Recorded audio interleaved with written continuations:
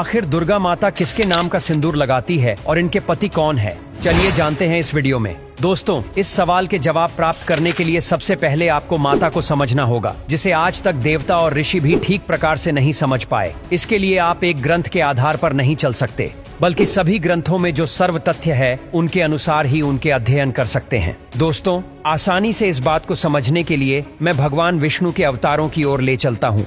दोस्तों, भगवान विष्णु त्रिगुणातीत है, अर्थात वो महाप्रलय के बाद भी रहेंगे और हर कल्प में रहेंगे। फिर भी यशोदा, सुमित्रा, कैकेयी, कौशल्या और यहाँ तक कि पूतना भी उनकी माता है, क्योंकि जब वो जिसके गर्भ से जन्म लेते हैं तब वही उनकी माता हो जाती है। दोस्तों, माता के जो भी अवतार हैं वो कभी किसी के गर्भ से नहीं आते, चाहे सीता हो या राधा हो, रुक्मणी या वैष्णवी हो, क्योंकि वो स्वयं अजन्मा है।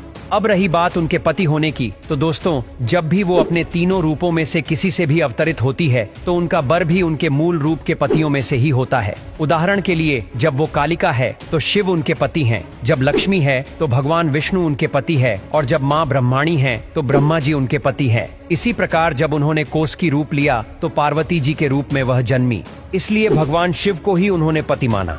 जब उन्होंने छिंद मस्तिका और भुवनेश्वरी सहित 10 महाविद्याओं का रूप लिया तो इन रूपों का आधार देवी पार्वती है। इस कारण इनके पति भगवान शिव हैं। दोस्तों, माता के अधिकतर कथाएं जो कि पौराणिक है हम तक पहुंची है, जो महर्षि मार्कंडेय जी के द्वारा रचित है। दोस्तों, मार्कंडेय ऋषि शिव जी के बहुत बड़े भक्त थे, इसलिए माता पार्वती से जन्मे माता के रूपों का अधिक वर्णन उन्होंने ही किया है। जिस माँ दुर्गा के रूपों का वर्णन मार्कंडेय जी करते हैं, जिसमें वह सिंह पर सवार हैं और हाथों में कई शस्त्र लिए हुए हैं, शायद ये रूप महिषासुर मर्दनी का है, जिसका आदि स्रोत भगवान शिव का क्रोध है। दोस्तों, श्री दुर्गा सप्तऋषि के अनुसार वो देवी कात्यायनी है, जिन्हें स्वयं माता पार्वती का अवतार बताया गया है।